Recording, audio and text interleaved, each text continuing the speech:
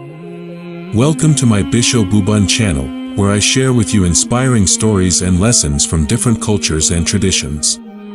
Today, I have a very special story for you. It's about a young and restless monk who went on a quest to find the meaning of life, the cause of suffering, and the way to enlightenment.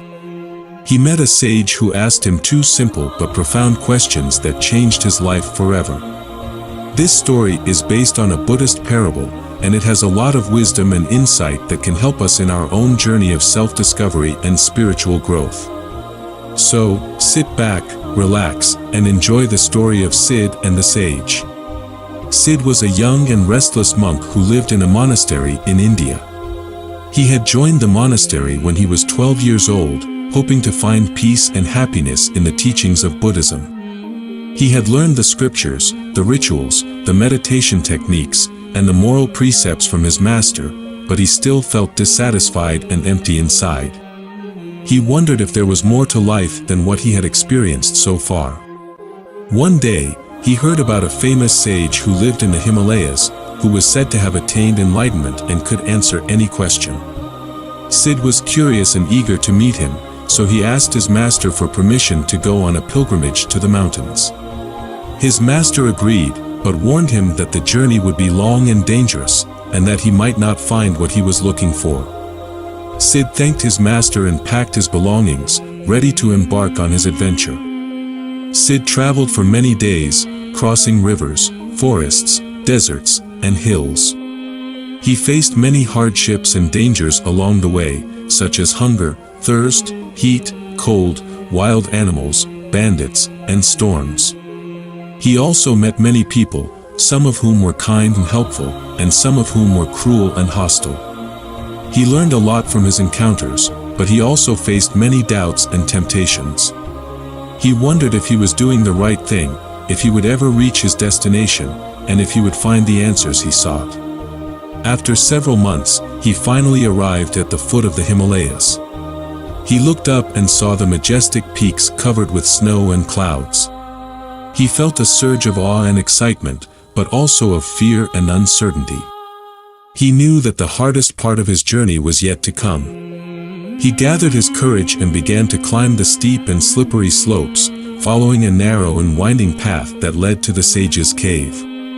He climbed for many hours, struggling with the cold, the wind, the altitude, and the fatigue. He almost gave up several times, but he remembered his goal and pushed himself forward. He thought of the sage, and wondered what he would look like, what he would say, and what he would ask. He hoped that he would be wise, kind, and compassionate, and that he would reveal to him the secrets of enlightenment. He finally reached the cave, after passing through a series of gates guarded by fierce-looking monks. He knocked on the door, and waited for a response. He heard a voice from inside, saying, "Who are you, and what do you want?"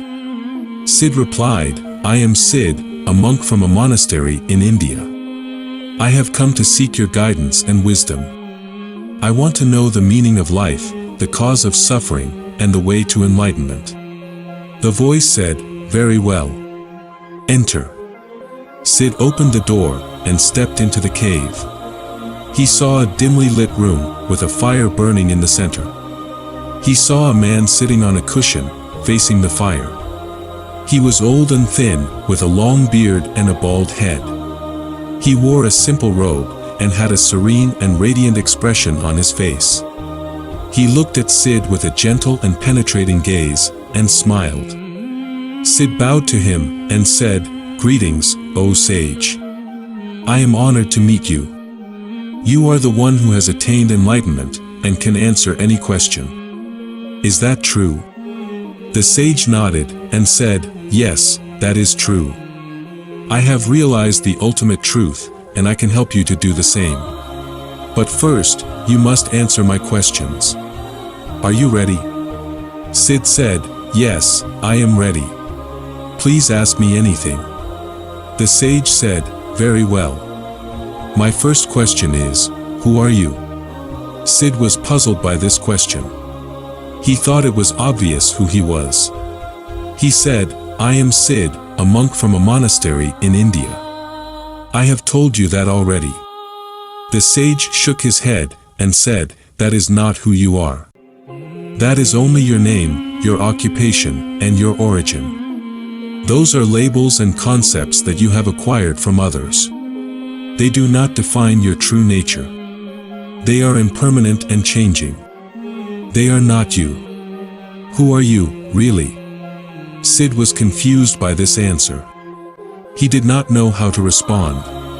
He said, I don't know. How can I know who I am, if not by these labels and concepts? The sage said, you can know who you are by looking within yourself, and by observing your own mind. You can see that you are not your body, your feelings, your thoughts, or your consciousness. You can see that you are not a separate and independent entity, but a part of a larger and interconnected whole. You can see that you are not a fixed and static self, but a dynamic and fluid process. You can see that you are not a solid and substantial thing, but a void and empty phenomenon. You can see that you are not a person, but a Buddha. That is who you are. Sid was stunned by this answer. He did not understand what the sage meant. He said, I don't understand. How can I be a Buddha? How can I be void and empty? How can I be a part of a whole? How can I be a process? How can I be not a person? The sage said, you can be a Buddha, because you have the potential to awaken to the true nature of reality. You can be void and empty, because you have no inherent existence or essence. You can be a part of a whole, because you depend on other causes and conditions for your existence. You can be a process, because you are constantly changing and transforming. You can be not a person, because you have no self or soul. That is how you can be. Sid was amazed by this answer.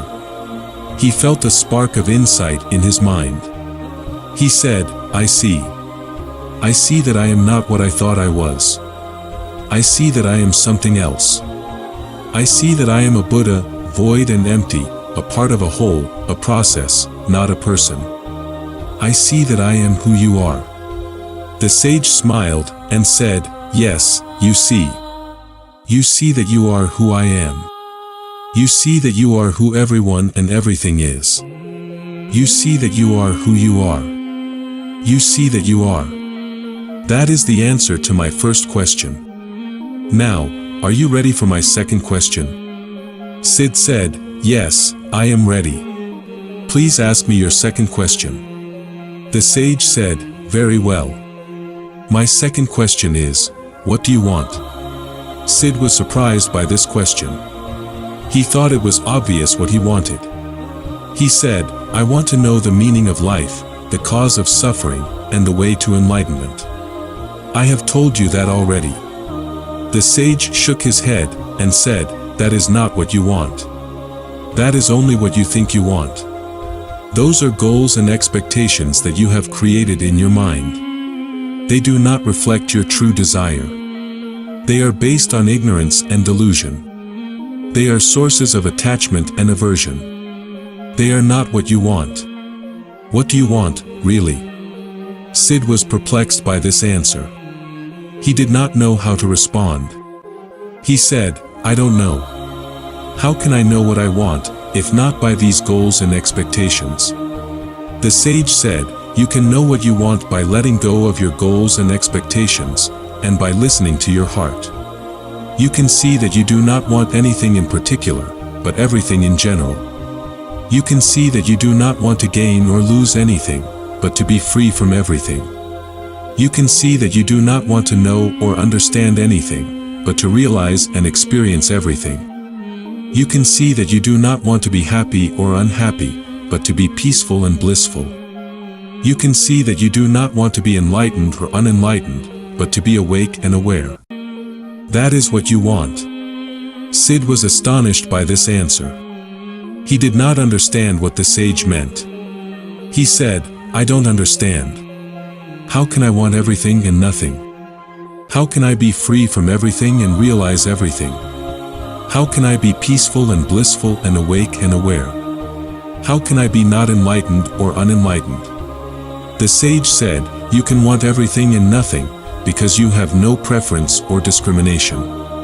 You can be free from everything and realize everything, because you have no attachment or aversion. You can be peaceful,